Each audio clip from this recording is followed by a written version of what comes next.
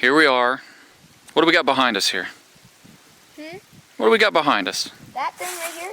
Yeah. This, for the people who do not know, is a trail camera. It's a little device, so it takes pictures. There's a little red dot over there. So the corn will go here, come over here, stuff their faces full of corn, and then the trail camera back there takes pictures of them, so we can look at what we have to shoot. Well, pretty much correct. Yeah, pretty much online. I'll give you that. Early season, summertime. We're putting trail cameras out here. Basically, to see what kind of action we got in the woods. Trail cameras get placed out here in the summertime. We throw a little bit of corn down. And then by the time the season starts, we hunt near these areas. And the deer have already gotten accustomed to coming to the areas. We got a lot of pictures of a lot of deer that are in the area. And raccoons. And tons of raccoons. Thanks a lot. So you think that's a pretty useful tip if anybody's watching this? Early season, summertime, throw some corn out. Put them in front of your trail cameras and that'll let them know what they got in their woods, right? Yeah. Yeah.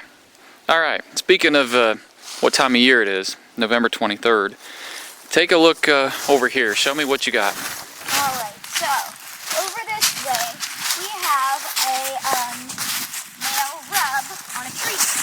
Now this, what it does is the male, during this time, will mark his territory by rubbing his rack or his antlers on a tree, and they have scent on their heads, so it'll leave a scent and say, "Watch out, if you come near, I'm gonna kill you." Well, so to speak. Yeah, this time of year the deer they're marking their territories. They're rubbing trees. Basically, this time of year it's kind of right around the rut, so bucks are putting their scent everywhere. So one of the common areas is a rub on a tree. Correct? Correct.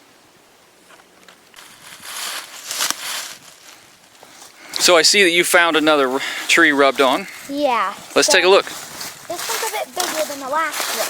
Now, what do you think if you see a tree bigger than the other ones? What do you think that tells you? I think it means that this is like part of the main part of his area, or this is where he most often comes to. Like if you see a handful of small trees rubbed on, then you see a big tree rubbed on. What do you think that might tell you? It's been the same deer coming back every time. It's possible. But I mean, he's covering the same area. and We found this in the same area as the last rub, but one of the things might be the bigger the tree rubbed on, the bigger he is. the bigger the deer. Now this one's pretty big, I have to admit. Yeah, it's a much bigger rub. Since we've kind of contaminated the area with our footprints and putting our hands everywhere, we'll have to spray down the trees in the area with some goodies. See if we can't get some deer back in here. What do you think? Yeah. Good idea? Yep. So that's our education on the trees getting rubbed on. Yep. You're learning new stuff every day. Well, we'll get back to you if we find anything more educational and interesting. Sounds good. See ya. All right, Miss Lynsey, we've got one more little piece of education while we're out here in the woods today. If you remember the video that I shot a few weeks ago that I titled Heartbreaker, that big beautiful 10-pointer wouldn't come close enough, but what he did was do a little dance down here for me. Made a scrape for us. So if you want to take a little turn around, this is where he made his scrape. Right here. So what he did is he rubbed his antlers / his head all over the ground to leave his mark, I guess. To Incorrect. his territory. It isn't? No. Oh. Most of the time, he does it with his feet. He paws everything away with his feet. Now what he does with his head and his antlers, up here, right here. Lynn's, look up here. Huh? Oh. This right here, generally anytime just about any time you find a scrape, there's usually a nice little licking branch up above. He'll kind of stick his head up, nibble a little bit, use the scent that's on top of his head, and put his scent here.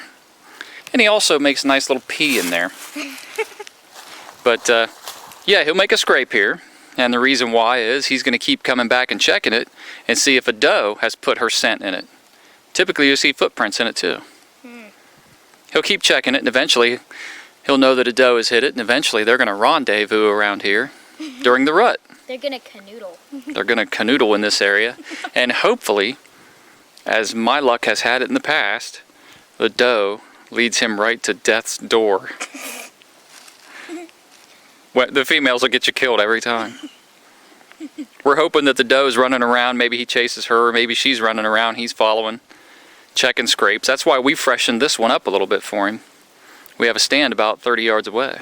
It's over there. That's right. So hopefully he comes back checking the area again, or any other bucks. And, you know, maybe the rendezvous happens within arrow's distance.